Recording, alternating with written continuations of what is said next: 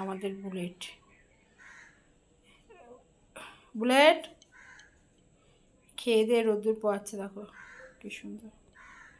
ঠিক আছে, এর বয়স এখনো 1 বছর হয়নি। 1 বছর হতে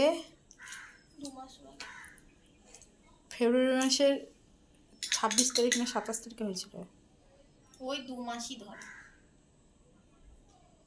তখন এর 1 বছর পূর্ণ হবে। সবাই একে নিতে চায়, এ খুব ভালো, কথা শোনে, কথা বোঝে,